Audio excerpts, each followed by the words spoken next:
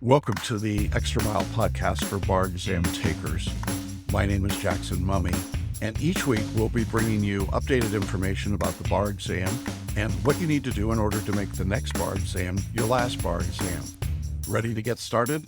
Let's jump to it. Hey everybody, welcome. Today is Wednesday, January 18th, and we are 5 weeks until the bar exam. Is that crazy or what? Glad to be with you all today. Welcome, everybody, and welcome to all of you on the panel. This is fun. I get to have these big panels of people now to help me answer questions, and we've got lots of great stuff to share with you today. We've got a big announcement today about boot camp, and so I'm pretty excited about that. I have, for many years, used the 30-day point as a scheduled pit stop.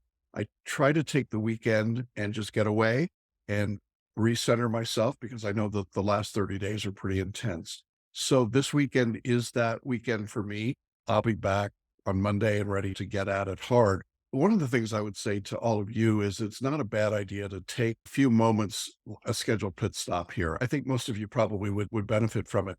Amanda, is that good advice to take a little bit of a break right before you hit that 30-day mark? Yeah, I would agree that it's nice to take a little bit of a break. And I think that it's interesting. I think the July bar examiners, they have it a little better, right? Because they have a like holiday in there or something. They Yeah, go home to see yeah. the families. And then we're starting to say 4th of July, maybe not go home, right? But in February, there's no like marker for the February bar. But yeah, you don't necessarily have to go on a 4-day weekend. But even if you just take a day for yourself, right? Like Yeah. just watch movies that have nothing to do with the law. Yeah, I think that's a great idea. The other thing that I'm really excited to talk about today is boot camp. Boot camp is something that we've done for years, and then COVID came along, we couldn't do it. And then in October, June and I scrambled and we put together a boot camp and we did it in Florida, and it was very successful. We had a great session, small with just, I think 10, 15 students. It really went well. Now, this year, we've decided I have relocated to Denver, Colorado, because I apparently like snow. But in any event, here I am. And we've decided to do boot camp here in Denver. Actually, we're doing it in a little town outside of Denver. It's Parker, Colorado. And we're at the Parker Arts Center. Art cooperative Yeah, center. there you go. And we're doing it May 19th and 20th. That's a Friday and Saturday. And I'm really excited because June will be there as always. I'll be there, but Tracy will be there as well. Let me just tell you a little bit about boot camp. This will be a 2-day experience. We're going to limit it to 15 students again. We're going to keep it small because we really like the smaller size. I'm going to teach you photo reading. If you've never photo read, I will teach it to you in a few hours. We're going to then apply photo reading and show you how to create mind maps. We're going to show you how to write essays and performance tests if you're in a performance test jurisdiction. We're going to do mindset coaching. We're going to have some special guest speakers. It is a fabulous opportunity to just get so much training and good stuff in very quickly, and it's very affordable. The normal price for boot camp is $3,000. There's an early bird $1,000 discount. And basically, all you have to do is put down a deposit to reserve your seat, and the deposit is fully refundable. And then you'll pay your balance. And we've got a deadline date in April to pay your balance. And we'll be here May 19th and 20th, having said all that. I am very excited about boot camp. I'm excited about bringing everybody in and having this opportunity. And I know we've had a lot of people go through boot camp. And one of the interesting things is the people that go to boot camp tend to be the ones that pass the bar. So there is a connection. It makes a difference. There you go. This is first come, first serve. And I expect for the May 19th and 20th boot camp, we will sell out. That would be my expectation. Colorado is a nice, easy place to get to. DI, about 35 minutes, the meeting site from the airport. And we've got several hotels in the area. I particularly like one called Ascent on Main. It's in Parker. It's a great little hotel. We've got some information up there about that. All right. Tracy, you excited about coming to boot camp? Yes, I am excited. I'm excited to be able to work face to face with students and also listen to what you have to bring to them, Jackson. Yeah, it should be a fun experience. We're looking forward to it. If you've got questions, reach out, let us know. We've tried to make this as easy as possible for you to register and get in there. And I know, Amanda, you came along during COVID when we couldn't do boot camp. So I know I missed out, but in my group coaching calls, everyone always talks about it and all they've learned. So I've learned Yeah. a lot about boot camp and they have nothing but really amazing things to say. Yeah. Yeah. So we hope you'll join us for all of that. All right. One final, I don't even know if it's an announcement. I just want to say June, our mindset coach, does this wonderful training called Calming the Chaos. And I think this is the time when people should be registering to take that. It's 4 individual coaching sessions. And June, I'll let you talk about it a little bit because I think it's an important piece of what we can offer students at this stage of their study. Yeah. So what we see right now and the few weeks leading up to the bar is this is where the fear really sets. And fear loves to fib to us and make us go, we don't got. And it's real easy to give into that and say, oh, I don't know anything. I don't got this. You do got this. If you have been consistent in your course, you are ready. Are you ready today? No. Will you be ready in February 21st? Yes. So don't let your fear voice talk you out of where you need to be. And one thing Calming the Chaos does is work with you on your focus and maintaining your stamina. Because remember, this is a marathon and most of us are trying to sprint really fast right now. We need to slow it down just a bit so that you have the stamina for exam day. There's no good of doing all this study and then you get to the exam day and you crash. So I'm really good at helping you to focus and be accountable and build your confidence, which is you need that to get in there and not get derailed on this exam. I guarantee you, you will get tripped up by a question on this exam. And so what happens is your focus either trips up on that question and stays with you through the whole exam, which causes you to be unsuccessful, or you work with me and Calm in the Chaos.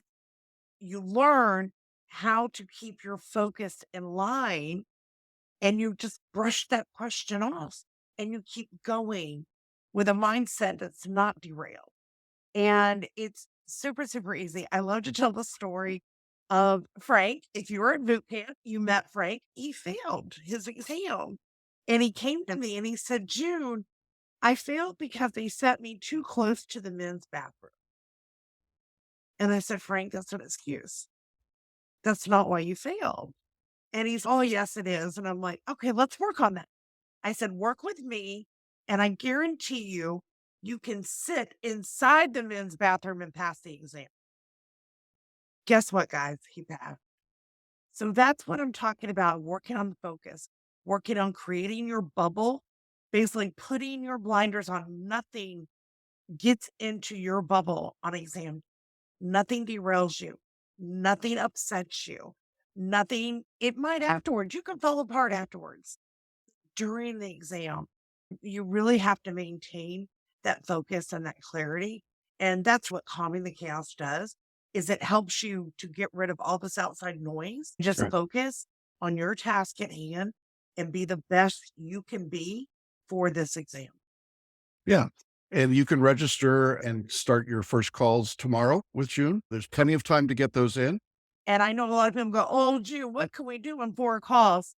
Amanda, what are we doing 4 calls? So much. Really, it was magic. I was talking about this in group coaching this week that I really think a big part of why I not only passed the exam, but also became a better overall person. And what I mean by that, I don't mean like a kinder, nicer person. I'm still the same person I was, but I learned a lot about myself. And who can say most people in the bar exam, they're exhausted, they're jaded, they hate everything, they hate life. If you don't believe me, you can go back in our community page, scroll backwards to February, and look at the post I wrote the day after the exam. I thought it was so amazing. And we only had just a few sessions together. And I think I realized at some point in January that I was like, in maybe through Jackson's coaching, that it was like my mind and anxiety that was getting in the way of me feeling good and being able to take the exam successfully. Thank you, Amanda. I loved working with you and I still love working with you. And here's the secret, guys.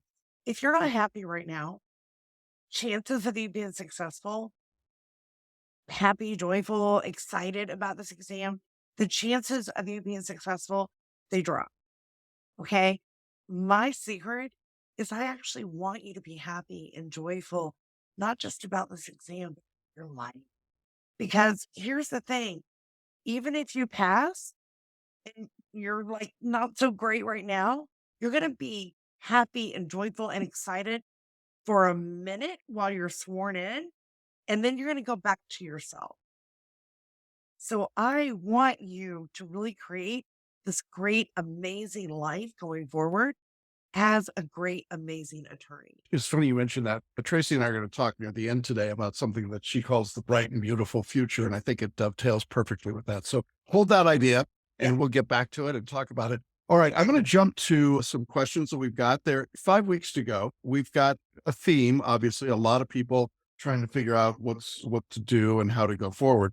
One of the first questions was, does June do one-on-one coaching? As you heard, yes, she absolutely does. Students said, I'm feeling anxious. I'm not in the right mental and emotional state to focus from your test day. There are a lot of challenges I'm dealing with. And so is there someone to talk through and work on strategies how to navigate? Well, yeah, there certainly is. June can do that part, but there's also the group coaching. Hybrid, talking about this idea of how to be in the right mental and emotional state to focus for the next 35 days. I'll just put you on the spot right away, Brianna, since you just jumped in here. How did you get your focus for that last 35 days? Do you remember? It's incredibly difficult right now because everyone is so hyper aware of the looming bar exam. For me, it was so incredibly important to turn off the noise, to turn off the distractions, to turn off social media, to remind myself of my why. I wrote my number that I wanted everywhere. I wrote it on sticky notes, put it on my mirror when I woke up in the morning. I had it on my laptop. I had it in various places as my reminder of what I was going for, what I was going after. When I felt myself becoming anxious about the exam, I would really focus on that why and my mantra and try to do my very best to not even worry about what was going on in the world, anything else that was going on in the world, because it's completely out of your control.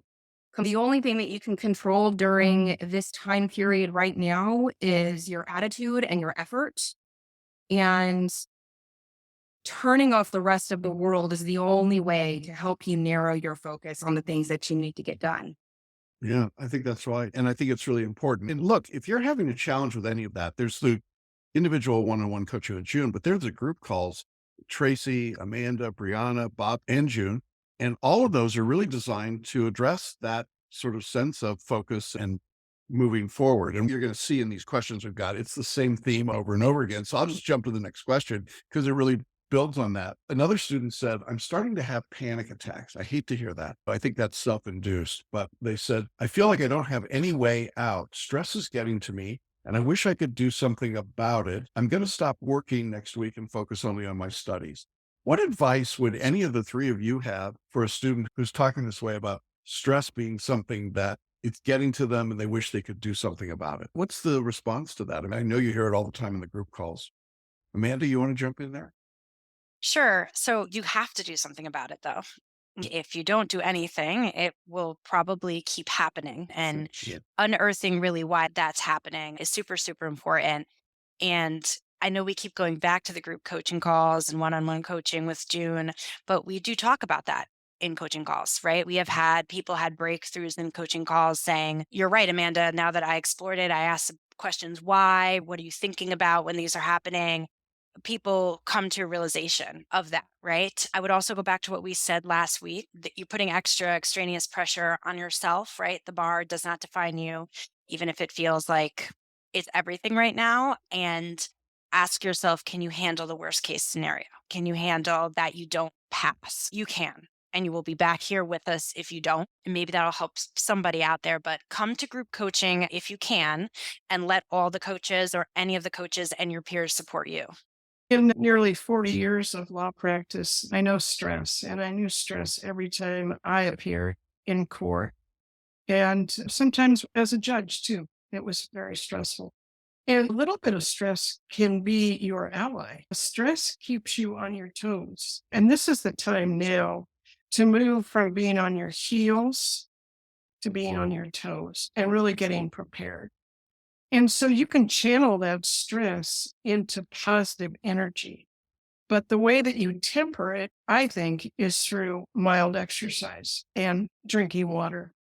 I think that when you have a panic attack, that's a time to put down all of your tools, all of your pens, all of your iPad, whatever you have, and go for a 10-minute walk. Just change the dynamic, change the paradigm, then come back and start again. And if you're still having panic, then this is not the best time for you to be studying. Go do something healthy.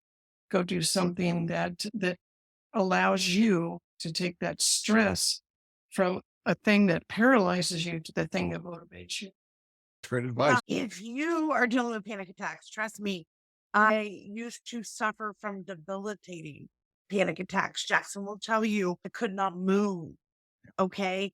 I have some simple grounding exercises that you can do during the bar exam. Nobody will know you're doing, and it will help ground you and bring you back to center. Let's talk about this because until we talk about it, it's just in there and it's a bundle. Once we talk about it, we break free from what's holding us back. And I think once you realize, once it's out in the open, I'm a big, let's talk about it. Let's write about it. It doesn't have the power that we thought it had.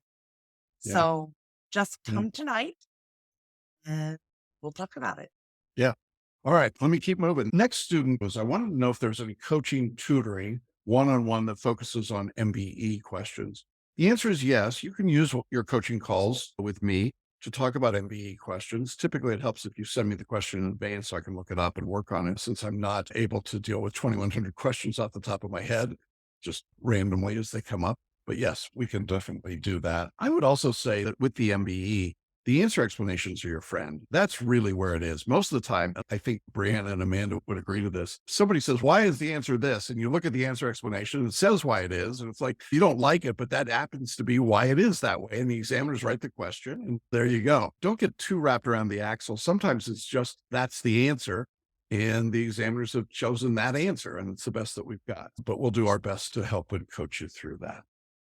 All right. Next, question's a long one. It's a good one. We had a student that was on the group coaching call with Tracy and said it was a great discussion, appreciated the discussion about braving from Brene Brown. And this student said, I take a lot of notes while listening to the lectures and I try to almost transcribe them. It's how I stay engaged, awake, and alert. But it's taking longer than I anticipate to get through the lectures and I don't synthesize. That's true. That transcription is not what we want you to do. And I know Brianna and Amanda were both excellent students, worked really hard, but I don't think either of you transcribed. Am I correct about that? You avoided that. They're both shaking their heads no to that. So transcription is not what we want you to do. And it doesn't synthesize.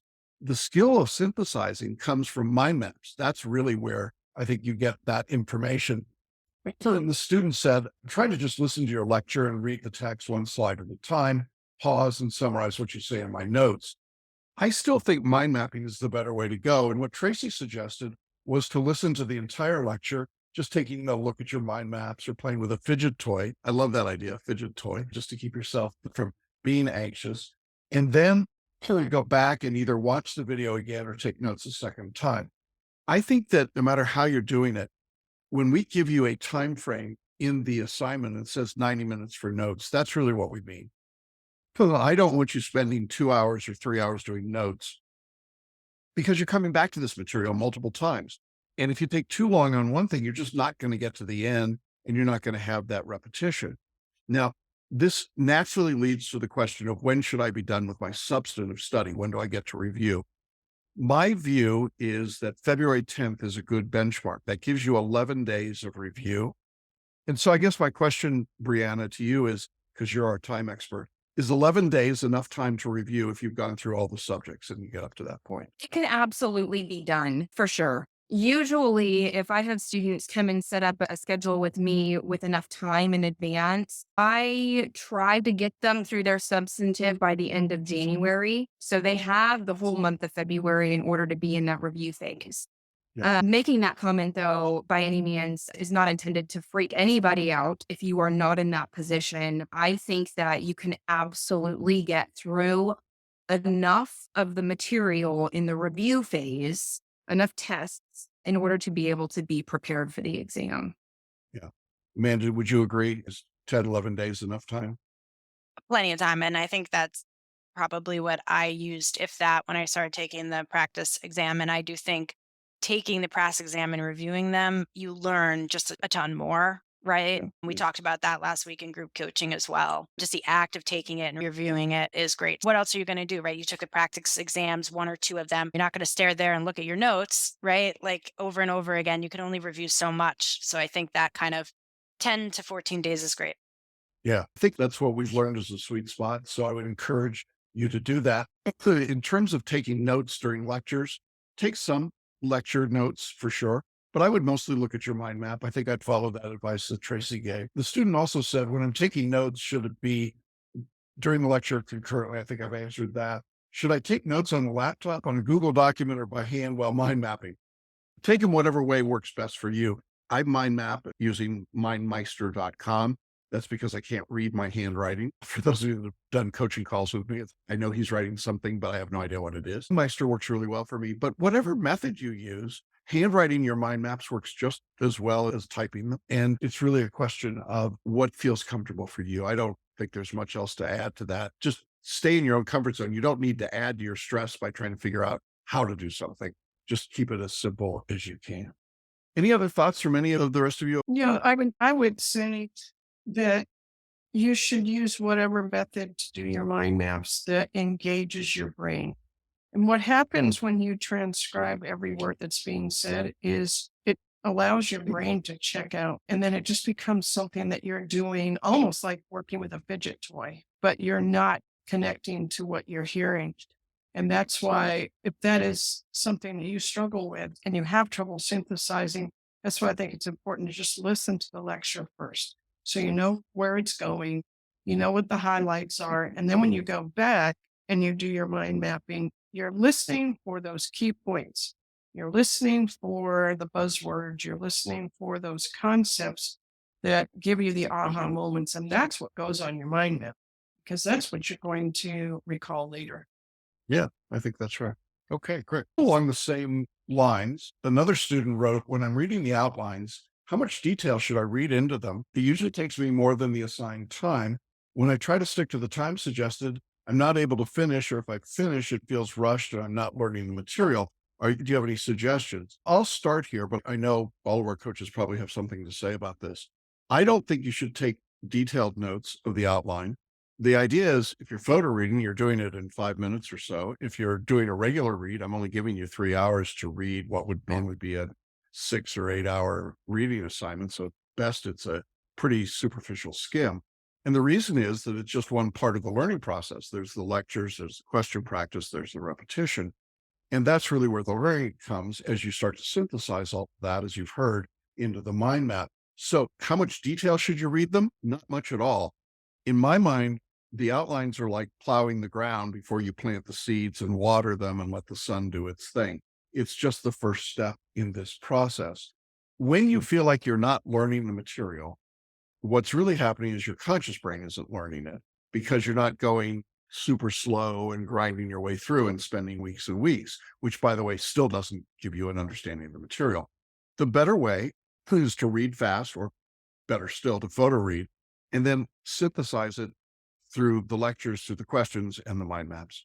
Amanda and Brianna, I know both had lots of experience doing this process. I couldn't agree with you more, Jackson. Even when I have students who are struggling with being able to get through the substantive material, sometimes I'll even tell them to, I don't want to say skip the reading altogether, but that's how much I think it's important to do it. But you are not reading for content. You're exposing your brain to the words on the page and the material on the page. That's it. All the rest of it's going to come in with listening to the lectures, and then actually doing the work is what's going to make those ideas and concepts concrete in your mind. So I skim it, don't take notes, don't highlight, don't read word for word. Yeah. Amanda, what's your thought? Yeah, absolutely. The one thing I hung on to in that question was, I'm not learning the material.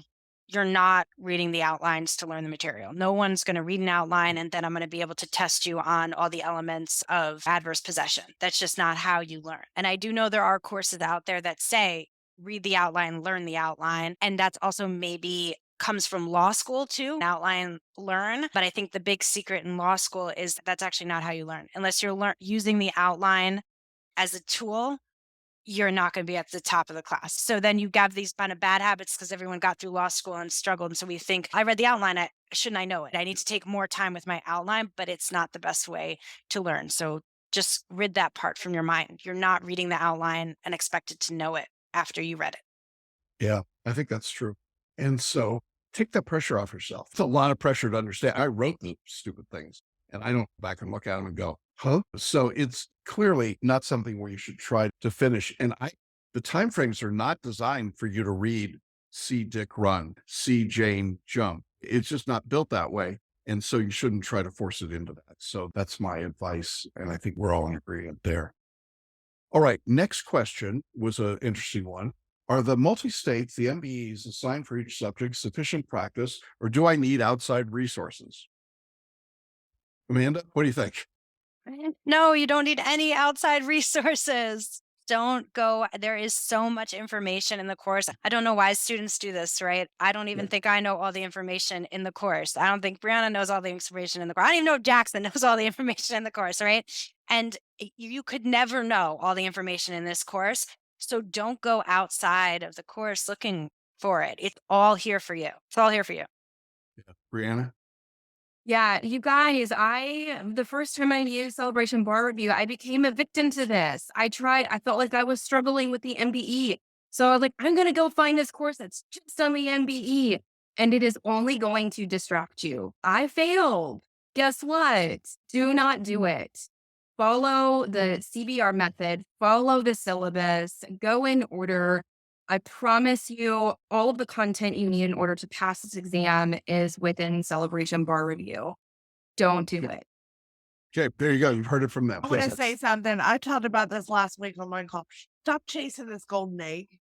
There is no golden egg. If there was a quick, easy, cap it, quit it, know it, boom, pass, Jackson would have discovered it and we'd be selling it and we'd all be millionaires. And that is the truth. He has got it down to the little snippets you need. Don't go chasing the golden egg. Okay, there you go. My life's work. All right, next question. Thank you very much. Next question asked about bar maps.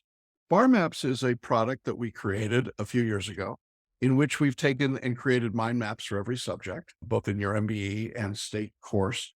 And we've included fast finish audio versions of the lectures. These are compressed versions of the audio section of the lectures. And we've got timestamps in the video lectures so you can find specific topics. And we just call all of that bar maps. This is the time when you might want to add bar maps to your course to give you some additional resources, particularly mind mapping. If you're struggling with that, they're all there for you. So bar maps is a product and we would encourage you to register and get access to that. Along those same lines, we had another question where a student said, what's the package where you can listen to a quick review on the rules of law for the 7 MBE subjects? And that is called the MBE Video Nutshells. These are 25-minute hyper compressed versions of the nutshells for MBE, the 7 MBE subjects. They flash on the screen really fast. It's built for the non-conscious, not the conscious brain. And 25 minutes, you can get through an entire subject. I know a lot of people sometimes at the end want that super condensed hyper review. That's what it is. You don't want to get there too soon. Amanda, I'll go to you on this. It's like you're right at the point right now at 5 weeks out where you might be thinking about it, but boy, 2 weeks from now, you're really going to want it, don't you think? Yep, 100%. Yeah, I couldn't agree more, Jackson. You're like right there. And I think it's good we're talking about it now. Yeah. Yeah. And you should be thinking about those things. These are resources that you can use. Not everybody needs all of them, but bar maps and video nutshells are tools that I've created over the years because I think they just meet a particular need at a particular time. So we're bar maps right now, nutshells in a couple of weeks would be my recommendation. All right. Next question. For the multi-state performance test, are there drafter point sheets available? And the answer is for the recent exams for the last few years, yes. I just want to say, with respect to performance tests, I think we've now reached a point. If you are in Georgia, UBE, or California, my recommendation is to write an MPT a week from now until the exam. I just think having the experience of doing these under time conditions, getting used to them, makes a difference. Brianna, what's your thought about that? Oh, couldn't agree more. I did more NPTs than necessary, mostly because I struggled a lot with finding my organization. Yeah. I was all over the place. I knew that I needed a little bit more work in that area. So I think it's a great idea to do one every week between now and the bar exam, just to give yourself more exposure and more opportunity to hone in on those skills of being able to put the words on paper, have your grader be able to follow logically. Yeah, this is the time to be doing that. So just wanted to get that out there. All right, a couple other quick questions, and Tracy and I are going to talk a little bit here at the end. Next question came from a student that's got a basic coaching course with us and wanted to know, is there an option to have my essays evaluated? There is an option to have us coach your writing. And the option is you can work with Brianna or Amanda in the UBE. You can work with Tracy in California. You can work with me in any jurisdiction. And we've got those options for coaching calls. If you do coaching calls with me, it's 8 coaching calls, half hour in length, Zoom calls, and we record them. If you are working with Tracy, Amanda, or Brianna, you get 10 calls for the same price, and it's a bonus. And just so you know, I check in, I watch to see how those are going. I look at the work that's being sent to these coaches to make sure that everybody's on the same page. So you're not getting anything less with any of these 3. You're actually probably getting more in many respects. So we encourage you to do that. The student said, can I add that option now? And the answer is yes. And this is the time to do that. You can pay over a 12-month period, or you can pay a single discounted fee. And it's the same price to work with me or any of these 3 other incredibly talented coaches. The difference is only that you get 2 extra calls with them. So and I guess the question is, should you get this writing assistance? So let me throw that out to you, Amanda. Is there a value to getting the writing assistance at this point? Yeah, I definitely think so. I think I used it about this time. And I think I even might have said in my coaching call, you could see how you're doing and then sign up for 8 calls if you feel like, all right, I'm doing more practice essays because I've gotten through substantive content. So I really want to do that. I tried to write my first essay on my own and quickly realized that I was not going to be able to do it on my own.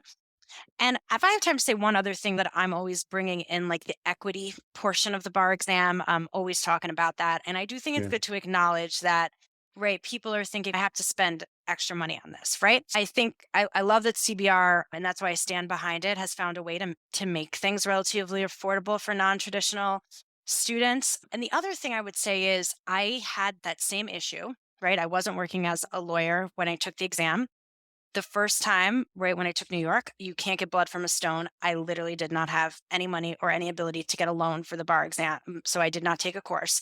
But I also have done, because of how I grew up, low SES, low socioeconomic status, I've done a lot of work with like money mindset coaching. And so ask yourself, if you're in that position where money is an issue, can I do this? Can I actually not do this financially? Am I in a position where I don't have $10 and no ability to pay over time? Or am I not purchasing this because I have been conditioned not to invest in myself and only invest for my basic needs? Mm. Because I find that in group coaching, right? And no one talks about that. No one talks about the bar student who's just trying to use flashcards because they're like, I can't spend this money. So there's a difference between not having it and believing in yourself and saying, I'm going to invest in myself. And I know after the bar, I'm getting a job and I can pay this off. And I thank you, Jackson, for making that possible for all of us who needed that. And I did pay over time. So I just would say that to people who are considering that financially. And I had to do a lot of work, inner work, to get to that place. And I'm sorry, Yeah, no that's digression, but I think it's good to talk no, it's really about. important. It's really important to talk about. One of the things that we did specifically, there are companies out there that you could fill out a credit app for your bar review. I'm going to do that to people. That's just outrageous, right? So we don't do that. So we've got a 12-month payment plan, and there's no credit check, and you just pay over time. It's part of bringing underrepresented voices into the bar, and it's always been our philosophy. And so I'm glad we can do that. And I think what happens at this moment is that we're 5 weeks out. People say, hey, is there enough time? The answer to that is yes, there is enough time. All of the coaches have enough openings, including me, that we can get all your calls in just fine. I'm not worried about that in the least. Then the second question is, do I want to invest in myself? And I've had students who said, I just can't afford it. And just as Amanda said, and then we talk about it and they go, you know what? I can pay a couple $100 a month, spread it out over a year. I can invest in myself this way. And it's an affirmation. In addition, it's frankly going to improve your results. You can't help but get better by having somebody else look at your work and talk to you. And these folks are all talented. And I've obviously been doing this for all of my adult life, and we're good at it. We know how to get you the results that you need. So don't shortchange yourself that way. And then finally, if you're a licensed attorney, if you're busy, right? And I think Brianna and Amanda could both speak to this very easily. The value of your time is so great. I don't know, having me or having one of these folks assess your work in 30 minutes is probably way more valuable than you spending 3 hours trying to self-assess. Do you agree, Brianna? There's a value here. Oh, absolutely. Every single week that I would join a call or do a new essay with you, my essay writing skills would get sharper and sharper. We would focus on something different. And I think it's absolutely worth it. And just to add a little bit onto the investing into yourself aspect of it, I know a lot of you have kids. Someone once basically told me, said, if you would purchase this or invest this in for your children, do it for yourself. And that was just, oh my gosh. Like I've put my kids above myself. It's time to invest in myself the same way that I would with them. That's great. I appreciate all that. And I think there's a lot of insight, a lot of wisdom there. We've been circling around all of this today, talking about investing in yourself and what your future looks like. Tracy had suggested to me that we should talk a little bit about something that you called the bright and beautiful future. You want to kick us off with that a little bit? Yeah, it follows right behind what Amanda and Brianna were both talking about investing in yourself. You have to look at the bar review as another law school course that you're going to pay for. Your law school adventure is not over until you sit down to take and pass the bar. So this is not something extraneous. This isn't like getting massages that you can buy a package. This is part of your law school career, whether you graduated from law school one time ago or not. This is your last class that you need to take for law school. So it's not optional, folks. When you look into your bright and beautiful future, you have to figure first, I deserve this. I need this. This will help me, and this will create the first stepping stone to that bright and beautiful future. What I'd like you to do right now in the chat box is write what you want to do in the field of law. Where do you see yourself in the field of law? Are you going to be a trial attorney? Are you going to work with low income families to get government benefits that they're entitled to that they don't have access to? Are you going to work with underrepresented persons and try to get equity for them? Where are you seeing yourself? And go ahead and put it in the chat box. And then that is your bright and beautiful future that you need to live into. And the way you do that is by passing this exam. You are successful. You're not a failure. You have the tools. The tools are right here for you. But every time you have one of those panic attacks where you get stressed out, what I really want you to do, and June teaches us too, is just sit back, put down all your implements, sit back and envision your bright and beautiful future. Because you know what? You are lawyers already. You're not licensed to practice yet, but you're lawyers and you're professionals. And all you need to do is go over this hurdle, and then you can live into that bright and beautiful future. And the first step in living into your bright and beautiful future is to sit down and be successful at this exam. I'm hearing about parent-child advocacy, IEP meetings for low-income families, practice public service law, representing those who couldn't afford representation, ideally fighting anti-LGBTQ discrimination, personal injury, premise liability, a focus on women and children, helping small businesses with their needs. This is all stuff that the world needs. This is all stuff that the law practice needs. You are the bright and beautiful future of law. And so step into that accept that role, take on that yoke, and follow this process, and then sit down, replace the stress with that vision of your bright and beautiful future, and show these bar examiners why you are a lawyer and what you're going to do with it as you go forward. Yeah, we talk a lot about posture, right?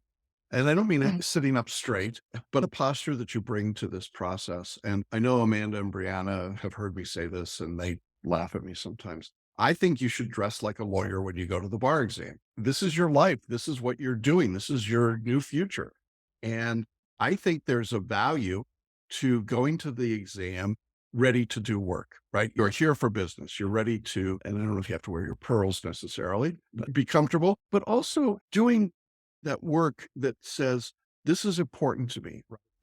And I'm here to show that I'm ready for the exam. It also has just a couple side benefits. One is the proctors will treat you much better. And secondly, you will freak out everyone around you. They will think, oh my God, what are you doing here?